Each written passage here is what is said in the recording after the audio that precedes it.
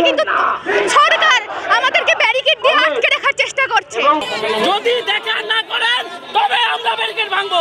আমরা যদি DM sir দেখা না করেন আমরা ব্যারিকেড ভাঙবো।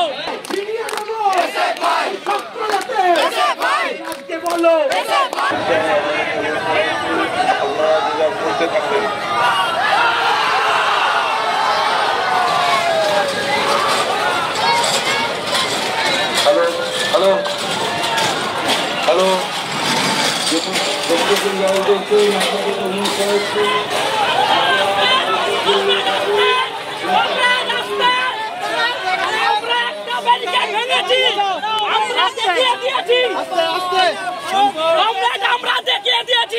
আমরা ব্যারিকেড ভাঙতে পারি, আমরা এই ব্যারিকেড ভাঙবো না। আমরা নির্দিষ্ট দাবিতে ডিএম স্যারের ডেপুটেশন দিতে এসেছি। যদি দেখা না করেন তবে আমরা ব্যারিকেড ভাঙবো। আমরা যদি ডিএম স্যার দেখা না করেন আমরা ব্যারিকেড ভাঙবো।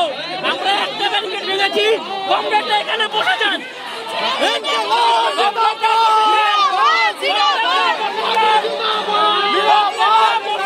স্কুলগুলোতে 240 টাকার বেশি ফিস নেওয়া হচ্ছে, 8000-এর মতো স্কুল বন্ধ হয়ে যাচ্ছে এবং 6000-এর থেকে বেশি স্কুলগুলোতে একটা করে শিক্ষক নিয়োগ হচ্ছে। আমাদের পূর্ব বর্ধমানে 337টা স্কুল আজকে বন্ধের পথে, সেই নিয়ে আজকে আমাদের ডেপুটেশন। এটাই তো এসিপের ঐতিহ্য, এটাই তো চলে আসছে, ব্যারিকেড তো ভাঙবেই। ব্যারিকেড ভাঙতে হয়েছে, আমরা তো একটা দাবি নিয়ে এসেছি, সেই দাবিটা তো অন্যায্য না, ন্যায্য দাবি নিয়ে এসেছি, কিন্তু সরকার আমাদেরকে ব্যারিকেড দিয়ে আটকে রাখার চেষ্টা করছে, আমরা যাতে ডিএম পর্যন্ত পৌঁছতে না পারি। এটা এই জন্য আমরা ব্যারিকেড ভেঙেছি।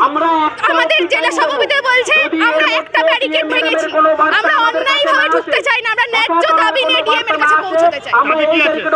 আমাদের দাবি আছে জিএস চালু করতে হবে, 240 টাকার বেশি স্কুলগুলোতে ফিস নেওয়া হলো কেন সেগুলো জানাতে হবে, স্কুল কলেজগুলোতে নির্বাচন করতে হবে, সংসদ নির্বাচন করতে হবে, এইগুলো হচ্ছে আমাদের দাবি।